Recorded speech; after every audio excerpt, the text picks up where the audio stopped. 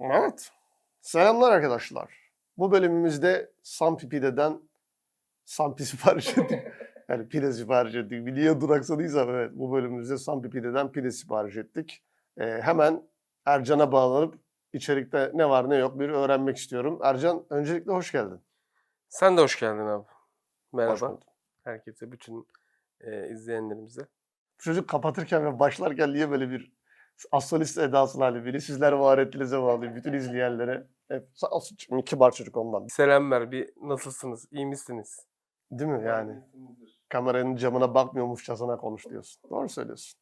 Okey Ercan'cığım, eğer yeterince beni gömdüysen istersen içeriye geçelim. Abi bugün Sampi pideden. Burada bu Sampi mi, Şampi mi? Sampi. Sampi değil Aha. mi? Şampi, İbrahim Tatlıses diye biliyorum. Şampi, gulu gulu. Yok, o küçük İbo muydu o? Şampi diye bir şey de vardı herhalde. Şampi'yi bilmiyorum. Neyse, ben yanlış hatırlıyorum. Bilenler yorumlarda buluşalım. Ben de geleceğim. Muhtemelen burada Sampi'nin açılımını şu an buldum. Şu an buldum. Şu an buldum. Tamam. Açılımı nedir diye. Nedir? Samsun pidecisi. Aşırı mantıklı. Evet. Buna bakmadan uydurdun mu? Evet, uydurdum şu an. Tahmin ediyorsun yani. Evet. Çok mantıklı. O yüzden Sampi olabilir yani. Evet, bravo. Şampi değil yani. Evet, Şampi Şamşun pidesi değil yani. Evet, Şampiyon pidesi değildi. Okey, Samsun'dan eminiz. Okey, güzel. Mantıklı ha. Hiç düşünmemiştim bunu gerçekten. Şu an benim aklıma tamamen spontane geldi yani. Mükemmel bir beyin değil mi? İşte. Abi 3 adet pide sipariş ettik biz buradan. 3 farklı pide. Bir tane Samsun pidesi. Güzel. Kapalı, kıymalı oluyormuş bu Samsun pidesi. Bir tane Ankara pidesi. Oo, Ankara açık oluyormuş. Samsun vs Ankara. Okey. Evet. Samsun'a nazaran biraz daha açık bir pide. Giresun pidesi var, çok açık. Neye göre bu? Dağlar orada daha mı dikine? Hayır, o yuvarlak bir pide ve yani hiçbir kapalı bir Ha, tarafı yok. anladım. Yani kavis olarak da açık diyorsun ya. Sadece üst olarak okey. Bir adet de kıymalı patatesli kaşarlı pide söylemişiz. Okey. Toplam 1350 TL tutmuş. Sipariş verdiğimiz platformun bir indirimi var. 337 lira 50 kuruş. 337 lira 50 kuruş indirimi çok uzun süredir duymuyorum gerçekten. Evet. Acaba bu platformun indirimi mi? Restoranın platformu özel indirimi mi? Öyle bir şeyler de Böyle var bir şey ya. olabilir abi. Değil mi? Yani Muhtemelen tabii. öyle. Yani restoranın platforma özel indirimi olabilir. Aynen, yani bu indirimi aslında o restoran bu platforma özel yapıyor arkadaşlar. Yani platformun herkese bütün atıyorum 5-10 restorana yaptığı indirimlerden değil. Çünkü bu seviyede olmuyor genelde onlar. İndirim düştüğünde de 1012 lira 50 kuruş ödemişiz. Çok iyi indirim. 337 lira indirim maşallah. Evet. Hayırlısı. Güzel. Arkadaşlar şimdi biz siparişlerimizi genelde artık şöyle vermeyi planlıyoruz bundan sonraki videolarda. Kayda girmeden önce sipariş verip mümkün olduğunca kayda girdiğimiz an menüyü açmaya çalışacağız ki gerçekten geldiğindeki sıcaklığını nasıl olduğunu göreceğiz. Çünkü bizim yıllardır söylediğimiz klasik bir cümlemiz var. Tabii geldikten sonra biraz beklediği falan. Artık bunu dememeye çalışacağız. Bakalım göreceğiz ne olacağız. Pideyle aran nasıl? Daily Arabi artı bir ek bilgi vermek istiyor. Burada platform kuryesi getirmiyor. Restoranın kendi kuryesi getirdiği belirtiliyor. Güzel platform bir tarafından. okey. Böylelikle sürede aslında Evet. gerçekten Kaç dakikada geldiğini söyleyebileceğiz. yani platform daha geç iletmiyorsa restorana iletmiyordur. Dijital dünyada çat diye Yani. oluyor her şey. O durumda arkadaşlar geliş süresi de tamamen restoranı bağlayan bir süre olacak. Evet. Güzel, en sevdiğim. Eskiden hep böyleydi be. Evet ya. Eski videolarda. Şuraya eski bir pide videomuzu bırakalım. İlla vardır bizim daha önce. Platformlar gelince bu yani kurye işi çok değişik bir hal aldı. Tabii. Böyle çok fazla kurye var. Esnaf kurye modeli zaten. Bir de Evet, platformun bile kuryesi değil aslında. Platformla Evet. anlaşma yapan esnaf kuryeler. Evet, bu arada bu soğuk havalarda bizlere yemek getiren tüm kurye kardeşlerimize teşekkür ediyoruz. Emeklerine sağlık. Küçük duyarım geldi. Bundan sonra senin adın Küçük Duyar. Allah sabırlar versin diyorum. Ercan, mevlütün bittiyse evet, teşekkür ediyoruz arkadaşlar buradan kendilerine. Pideyle Arami. Geç geldi. Umarım restoran öyle değildir. Ercan geç geldi. Biz bile geç kalıyoruz. Restoranlar geç kalmasın. Kuryelerimiz geç kalmasın da ne yapsın? Pideyle aran iyi. Pideyle Arami iyi ya, ben pide severim. Okey. Tarzın peki? Açık pide, kapalı pide. Abi tarzım... Çok açık pide. Yok, bir tarzım yok. Yani tek isteğim pidede güzel bir hamur ve iyi malzeme ya. Kesinlikle tek kriterim bu. Çıtır mı yumuşak mı? Çıtır, ben çıtır severim. Arkadan çok yumuşak bir Ay, soru çıtır geldi. mı, Duymadınız yumuşak? belki bile. Çıtır mı yumuşak Çıtır mı? mı? Sen mi? Çıtırsın. Hiç de yumuşak değilsin. Ha, pide. Okey. Pardon. Aramızda da. Valla Ankara pidesini ben duymamıştım. Ben de duymamıştım. Değil mi? Arkada bir Ankaralı var, o da duymamış ama. Bir kısa baktım ben ona. İstersen bir Ankaralı'ya daha bağlanıp sorabiliriz. Ankara Bağlanalım. pidesi. Burada olacaktı ama kendisi Evet. biz video çektiğimiz zamanlarda me time yapıyor. Yalandan da çalışıyorum falan diyor. Bari çalışıyorum deme ya. Yani anladın mı? Yapma yani bunu. Sevgili eşime. Yani sevgili Nasıl? eşisine. Ankara pidesinin içinde Heh. dana kıyma, soğan, domates, biber Hı. ve maydanozun harmanlanmasıyla hazırlanır diye bir not var satılan platformda. Baktığıma göre, bu bilgi bende yoktu normalde ve Ankara pidesinde duymamıştım. Daha light bir pideymiş normal pideye nazaran. Daha hafif. Yani bu bana şey gibi geldi. Kokoreçte bağırsak yerine kıyma varmış gibi geldi bana iç harcı. Ne alaka? Abi soğan, domates, biber, maydanoz. Kıyma var ama yani. Tamam yani işte mesela Ana ürün değişmiyor kıymayı ya. çıkart, kokoreç koy, bildiğin İstanbul tipi kokoreç yani. Yani ama şuymuş hikaye orada birazcık benim anladığım. Ankara pidesi denilen şey daha hafif. Mesela yumurta yokmuş. Hamurunda mı yumurta Evet. yokmuş? He, Bunda yok. bilmiyorum. Kullanılmıyor diyor. Sonra diyor ki daha böyle şeye günlük tüketime yakın. Yani bir mesela Karadeniz pidesi daha böyle yağlı, Hı hı. bol tereyağlı, işte yumurtalı falan daha ağır bir pideyken bu bayağı şey diyor hani daha hafif bir hamura. Hı. Daha işte şey tereyağı yok, az yağlı. Mesela Karadeniz pidesiyle doyarsın. Bir öğün olarak doyarsın diyor. Bunda doymuyorsun. Bir de o biraz daha ustalık işi. Doymamak için niye pide yiyeyim? Ya hayır bir sürü şey yiyorsun ya ana öğün değil diyor ya. Ha. Yani bir yemekte bir ana öğün Yani olmadan Ankaralılar yiyebilirsin. ana öğün olarak pide tüketmiyorlar. Bunu mu anlıyoruz? Evet düz mantığına senin tam olarak bunu anlıyorlar. Ya şey gibi Ankara pidesi birazcık stil yani anladın mı? Bilmiyorum ya hiç çekmedi beni ya. Hiç Ankaralılar çekmemiş olabilir evet. Ona ben de katılıyorum. Ben de sorsan Ankara pidesi söyler miyim bilmiyorum. yani Ankara'da pide yemem yani. Ya Ankara isminin konulması birazcık burada bence yanıltıcı zaten. Şey gibi Evet. yani bu bir coğrafi işaret gibi bir iddia gibi bir şey değil. Ankara pidesinin olayı. Pideyi almışlar böyle bir stil böyle bir kendilerine has daha light bir tarz yapmışlar gibi.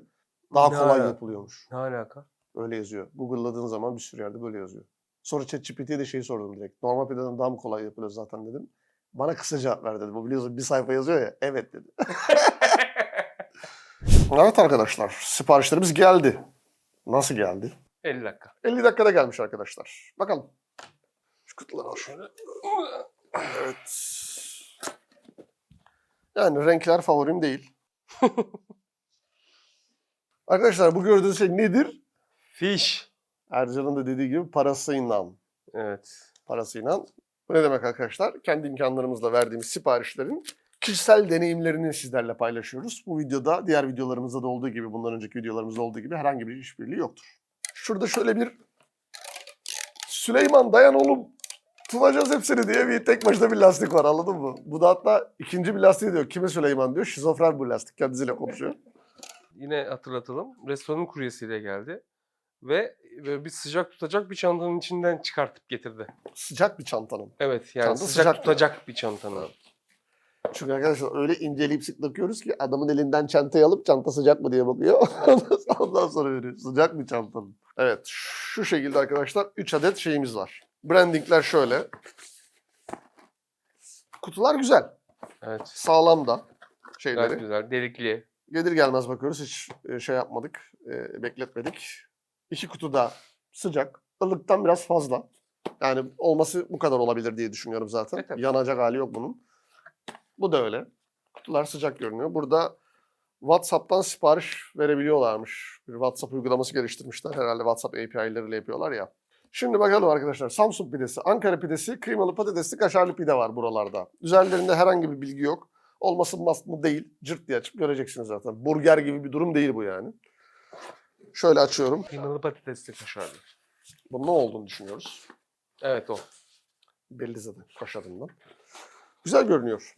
Bu Samsun pidemiz. Bu da Ankara pidemiz. Biberlerinden, domateslerinden zaten belli. Şimdi bunları nasıl yapsam daha iyi, rahat hepsi görünür. Evet arkadaşlar. Görüntü şöyle. Şimdi bunlara bence hemen hızlıca yakından bakalım. Aynen. Arkadaşlar ortadaki pideyle başlayalım diyorum. Kıymalı, patatesli, kaşarlı pide. Burada diyorlar ki genel olarak bunun için klasik pidenin biraz daha doyurucu, modern bir yorumu aslında bu. Normal şartlarda bu kadar patatesi, kaşarı bilmem nesi yok klasik pide dediğimiz şey. Evet. Bir bakalım şöyle dilimlemişler mi? Dilimlemişler. Yani tam da dilimlememişler. Aslında Bir bence tarafını bu biraz daha mantıklı bir şey. dilimliyorlar ki evet. Dağılmasın. Aynen. Evet, kutunun içinde sağa sola. Dağılmaması için daha iyi. Şöyle bir resim var. Görebiliyor muyuz rahatlıkla? Evet, görüyoruz. Yani şöyle malzemesi iyi gibi geliyor bana. Şurasının altında şey mi var? Evet, kıyması falan var. Hı hı. Kaşarı iyi. Yani bütün her şeyi kaşar kaplamamışlar. Evet, sen- Kıymayı görebiliyoruz yani. Bu kadar sıcak değil. Yani şöyle bir serçe parmağına baksana. Evet abi. Hı. Yenir mi? Yenir. Ama tabii işte gelen süresinde birazcık soğumuş arkadaşlar. Biz hemen açtık. Hiç bekletmeden açtık. Bu böyle görünüyor. Şimdi şuradan bir parça alalım. Bu da bizim Ankara pidemiz. Ben Ankara pidesinin görselini beğendim bu arada. Biberi, domates hoş görünüyor. Bilmiyorum ya, benlik değil pek. Benim mesela resim olarak en çok bu hoşuma gitti. Kaşarı çok sevmeme rağmen. Malzemesi iyi ama. Yani Ya iyidir ana ama malzeme olan kıymanın şeyi yok. Ankara pidesi özelinde konuşmuyorum. Hı. Yani Sampi'nin kullandığı malzeme Hı hı. en azından az değil demeye çalışıyorum. Evet, ya malzeme olarak dolu, evet. Gayet dolu dolu malzemesi var ama Ankara pide benlik değil diyorsun. Evet değil. Bu burada biraz daha sıcak, bir tık daha. Bu da kapalı pidemiz. Bu kapalı pidemizin içeriği düşmüş bir kısmı. Şöyle kapalı halinde şöyle bir tekrar şöyle, Yani o bak düşüyor bunlar yani. bu sıcak. Hı. O harbi sıcak yani. Net sıcak bu. Şey aç istersen, şu elindekini aç. Evet, o elindekini aç. Çünkü ondan hiç parça düşmedi. Ve tam ortasına denk geliyor. Bence yeterli. Yani yeterli ya. Gayet yeterli. Hamur sıcacık, Daha incecik. Çıtırlığı da hiç fena değil. Yani biraz kaybediyor haliyle. Hem kapalı kutuda, delikli de olsa kapalı kutuda geliyor. Hem kapalı olduğu için bunun şeyi de daha kolay. Hamurlaşması da zaten daha Tabii. kolay. Otomatikman şey olması. Evet. Yakından baktık arkadaşlar. Genel olarak resimler güzel. Samsun pidesi daha sıcak. Diğerleri açıkçası biraz soğumuş. Bakalım o yüzden sıcak olan pideyle Samsun pidesiyle başlayalım. Lezzetine değil mi? Hemen bakalım yani. Hadi. Şimdi şöyle açmadıklarımızdan bakacağım. Şuradan kapalı kapalı. Şimdi bu tamamen hamurla da örtüldüğü için dediğim gibi benim için daha güzel. Bu hem daha sulu sulu kalma potansiyeli var. Ama tabii ki dengeli de olması lazım öte yandan. Full artı full hamur hissettirirse o da kötü. Tabii. Evet, çıtırtı geldi. Çıtır çıtır. Baldan tatlı. Açın bir de. Çok beğendim. Şey çok güzel. Şimdi şöyle bir gerçek var arkadaşlar. Biz butik bir pideciden sipariş vermiyoruz. Ne olursa olsun bu bir zinciri olan. Dolayısıyla işlerin biraz daha hızlı akması gerektiği ve bir takım şeylerden feragat etmeyi sipariş verirken düşüneceğimiz bir yer olmalı. Evet. Buna rağmen ben yediğim şeyin lezzetinden memnunum. Şimdilik Samsun pidesi için söylüyorum. İçeriğinden bahsedeyim istersen biraz. Onunla ilgili bir şey söyleyeceğim. Az önce yakın planda da gördüğünüz gibi içindeki et oranı bence kıyma oranı gayet güzel. Lezzeti güzel. Kurumamış, her şeyden önce kıyma da kurumamış yani. Zaten kapalı geldiği için ister istemez zaten otomatik bir sululuk kalıyor. Ama hamurlaşmamış. Çünkü bunun da riski o, hamurlaşma potansiyeli de var. Fakat paket servise belli ki en uygun da bu sıcak kalması açısından da. Çünkü komple kapalı. İçi de sıcak. İçi de sıcak kalıyor, evet. Mantıklı aslında. Kapalı pide, evet. İçeriğinden ben biraz bahsedeyim. Ne var harcında? Kavrulmuş dana kıyma, soğan ve maydanoz. Başka hiçbir şey yok. Soğan çok güzel dengeli biliyor musun? Hı. Hani soğan iyi mi yemeyeyim mi düşünürsün ya bazen. Yani öpüşme ihtimali olabilir. Evet. Date'de yenebilir bir pide yani. Kıymalı. Arkadaşlar bu date'de yenilebilir bir pide. Şimdi şeyi merak ediyorum. Kapalı pidenin olaylarından bir tanesi de şu. İşte az önce sana söyledim ya homojen dağılması lezzeti. Hı hı. Yani pideye yani bu pideler arasında lezzetin, iç harcının yani özetle pideye en nüfuz etmesi gereken yani hamura en nüfuz etmesi gereken versiyon bu. Hamura baktım tek başına harçsız. Öyle bir nüfuz yok. Bunu beğendim. Gelelim kaşarlı, kıymalı, patatesli. Hı hı. Ben patatesliyi de çok severim. Hamurda patatesli şeyleri çok severim.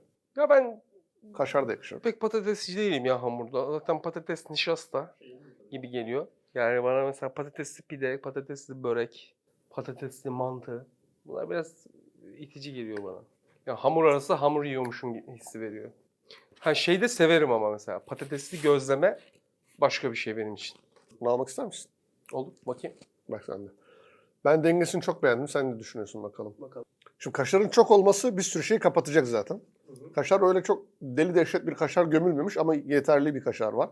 Patatesi de kıyması da yani gerçekten bu kadar dengeli olabilir gibime geliyor. Daha iyi pideler yedim mi derseniz yedim. Ama bu pide benim beklentimin üzerinde geldi. Tabii soğuk biraz, o ayrı. Bence kaşar ve patates çok dengeli ya. Evet ya. Kıyması da öyle. Yani kenarının ısınmama rağmen kıyma geldi yani. Evet, patatesler püre gibi değil kesinlikle. Haşlanmış ve çatalla ezilmiş gibi. Parça parça. Bir de Ankara'yı diyorum. Avucumun içi gibi bilirim.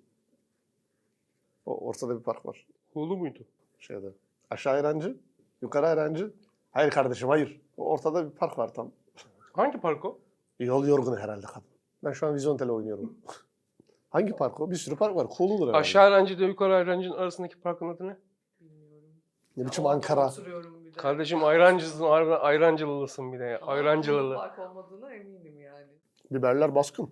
Net light ya. Bunun yağı net light yani bu pide. Herhangi bir peçete ve şey göndermemişler. O yüzden kendi yine imkanlarımızı kullanıp İnceliyoruz biz de. Evet, peçete, ıslak mendil. şöyle... Hiçbir şey yok. Evet, şu Ankara'dan da verdik. Veriyorum bakalım. Ankara'sını nasıl Dökmüyorsun değil mi yerlere? dökmüyor. Bunda daha çok Biber. harcın sululuğu var. Evet, harcın sulu ve Domates, biber de biber. çok öne çıkıyor. Mesela soğan tadı almıyorum bunda. Ben yediğim 3 şeyi de beğendim. Üçünün de dengesini çok beğendim. Üçünün de hamurunu beğendim. Bu da çok daha çıtır. Sen bunu yemedin tabii değil mi? Bu çok daha çıtır. Bundan hiç almadım ben. Ver bunu komple yiyeyim mi? Bakıyor. Her açıdan baktı şöyle. Turşuya bakalım. Ercan'a bakarken. Bu benlik bir değil. Ama çıtır. Çıtır. Hepsinden daha çıtır o. Hamur da güzel. Yine Oo. diğerleri gibi. Güzel acısı var. Jalapeno mu bu? Çok benziyor jalapeno'ya bu arada, baksana. Samsun jalapenosu. Baya benziyor. Çarşamba jalapenosu mu bu? Aynen. Oo, acı. Güzel.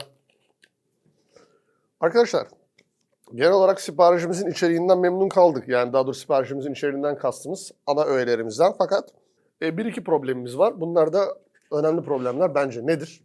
Yemeklerimiz düzgün geldi. Lakin herhangi bir servis parçası gelmedi. Servis parçası last değil, pide dediğiniz şey elle yenebilir. Okey. Lakin herhangi bir peçete, ıslak mendil, tuz, servis istiyorum seçeneğimiz de aktif olmasına rağmen bunlar gelmedi. Biraz daha sıcak gelse mutlu olurduk. Kapalı pide, yani Samsun pidemiz sıcak geldi. Lezzetlerini beğendik diğer ikisinin de. Fakat soğuk geldiler maalesef. Yani ılıkla soğuk arası geldiler. Ama şeyler güzel, bozulmamış yani. Hem dağılmamış, ona göre dilimlenmiş, ona göre paketlenmiş. Hem de yediğimiz her şeyin sululuğu korunmuş, kurumamış hiçbirisi. Evet. Gayet Ee, pişkin. Evet ve şey yani. Pişirilmesi güzel. Ben çok pişirilmesini çok beğendim. Şurada mesela sebzenin varlığı baskın. Ama bu Hı diyor hı. ki ben öyle bir pideyim diyor zaten. Ankara diyor ki ben öyle bir pide yapıyorum diyor. Yani bu arkadaşlar şey gibi, yani bu koca bir CV yazılmış burada. Burada kimlik gösterilmiş gibi yani, daha hafif. Daha değişik bir şey oldu. Evet. Okey. Tam bir beyaz yaka açıklaması yaptık. Evet. Bravo. Yani oralardan gelmiş niyeti. Ne yapalım arkadaşlar? Süre kısa bir süre değil. Vaat ettikleri hatırlıyor musun neydi? 25-40 dakika. Ya öyle aralık mı olur ya? Yani bu aralıkların niye böyle oldu arkadaşlar? 25-40, 25-40.